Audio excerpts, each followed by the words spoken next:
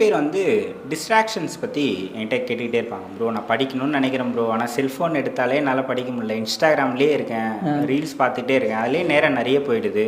So நான் எப்படி என் மைண்டை கண்ட்ரோல் பண்ணி படிக்க உட்கார்றது, பேசிக்காக ஃபோனை எப்படி யூஸ் பண்ணாமல் இருக்கிறது அப்படின்றது தான் கேள்வி படிக்கிறப்ப.